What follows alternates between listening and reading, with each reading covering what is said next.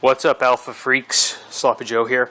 A couple videos I posted last summer after we replaced the exhaust on our GTV6. I've gotten a lot of views, so I decided now that we are done doing the body and paint work on our 81 GTV6, I would post a video of what we've done.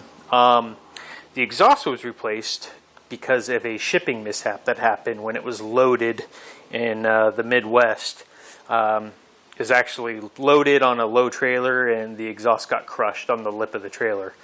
So instead of just replacing the area of exhaust that was crushed, I had a whole exhaust from manifold back built.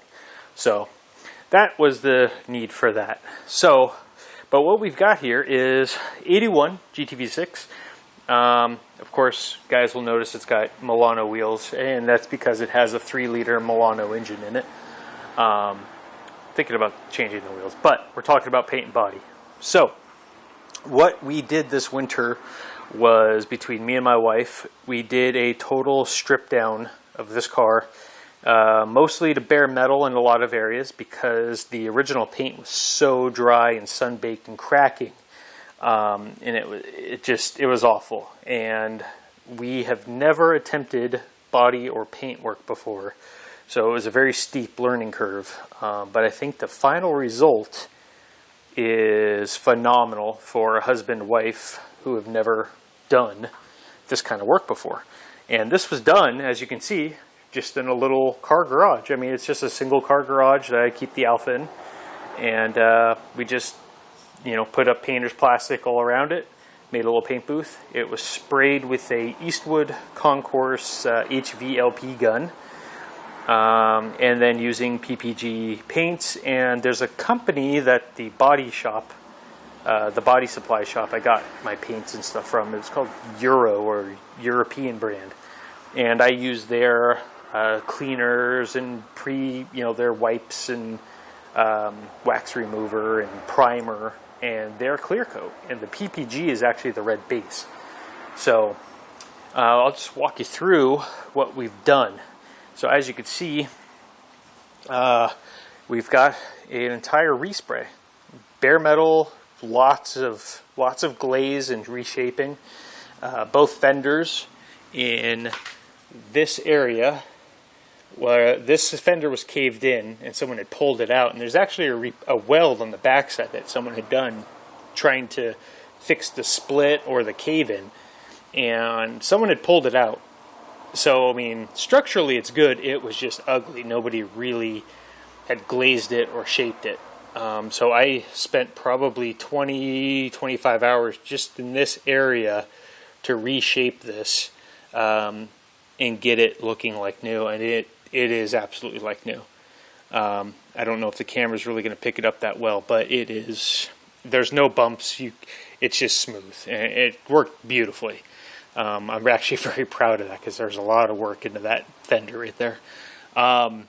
Both sides of the rocker areas in here had to be cut away because of rot, and what we've done is, I've never done any fiberglass repair, and I'm not that competent at welding, so this area here and on the other side, this is fiberglass. So me and my wife actually taught ourselves fiberglass work, and then I just put a black decal over there just to protect it from rocks and things getting kicked up, because both sides were pretty chewed up. I think someone had done some gravel, driving around on gravel a little bit, but I decided just do that, a little extra protection in this area, and yeah, it worked out well. It's nice, it's solid, and it looks good. Both doors, of course, parking lot door dings and all that kind of stuff, especially in this ridge area on both sides. So there was a lot of shaping and glazing and sanding and glazing and, just lots and lots of eyeball work. And I should mention, we did this all by hand. We sanded it, glazed it, sanded, glazed. Everything was done by hand, no machines. The only time I used the machine was just for doing buffing and polishing. Then, of course, the roof, just like the hood, was completely sun-baked. It was very much like a dry lake bed. It was cracking. It was just awful. So we went through all that. And then coming back on the rear fender areas, or the quarters, on both sides, someone had skimmed both sides with glaze or Bondo and not sanded it, and then just did some crude painting over it. It could have been out of a rattle can, I don't know. But it looked like almost like 2,000 grit sandpaper, and then someone spray painted over it red. So that had to be taken down to bare metal on both sides, and some glaze and Bondo work in these areas to fill in pits. There was some rust in the metal and things like that that needed to be filled and fixed. So we did that as well. There's my wife there. And coming around the back, the black was done last year. The deck lid, we pulled that off, pulled the glass out, painted it, and it's all been redone. And same thing, it was just dry and cracking and just, you know, in a general state of disarray. For a 30-year-old car, I mean, it was solid, but there was a lot of love it needed. And of course, down this side, same thing. This was skimmed with a Bondo or glaze and just painted. So, and whatever they used was very hard. So it was a lot of work to sand that off. And then going down this side, it was, you know, same thing. Door dings along the ridge here. And those had to all be fixed and shaped and all that stuff. See the interior. We're putting it back together. I still haven't decided what to do with the radio. If I'm going to put a radio in or just put a blank out plate and just, you know, use our iPhones or, you know, iPods for music. Who knows? But the interior is mostly back together. Just some wiring to do. But other than that, it's drivable. Go along the side. This is just actually number plates for dirt bikes that I bought at a motorcycle shop, cut, trimmed, and just stuck on there. So at any time, if I want to, I can just peel them off. And actually, they're very thick, so they don't really stick real well. I'd probably, if I could, I'm going to find thinner pinstriping or thinner striping that is stickier and contours better. This works good for flat surface, but on this shaped surface, it doesn't work real well. Under the hood, we didn't respray under the hood because the paint in general was really good under here. It needs to be cleaned up because of all the dust and stuff that's been blowing around from the compressor. But, I mean, it's a 3-liter Milano engine. The only thing I've really done to it is, I don't know if you could see, probably not, the manifolds have been ceramic coated inside and out. The valve covers, I painted, you know, I did crackle paint black on them just to make them look a little bit nicer.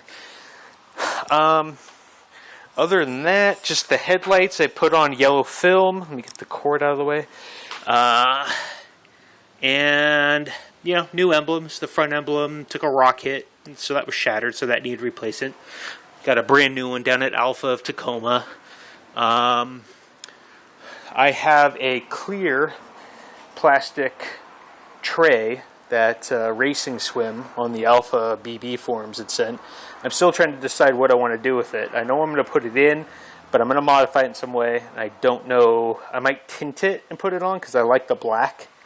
So I might tint it and then put it in here. Because, I mean, honestly, I mean, the engine looks pretty, but it's not really a lot worth showing down there. I might dress up the top of the plenum a little bit, but that's all down the road. For now, we're just going to, you know, drive the car, enjoy it, because we have probably 500 plus hours into it, and we're just going to spend the summer driving it, enjoying it, figuring out what we want to do next winter, and we'll go from there. But for now, if you have any questions, comments about any products we used, anything we did, for anybody who's thinking about taking on a project like this, you know, feel free to, you know, ask questions in the comments, and I'll be happy to answer them. Again, this is me and my wife did this ourselves, and neither of us have any experience with paint or bodywork. So I'd be glad to help out in any way I can. So that's it. Hope you enjoy. Thank you.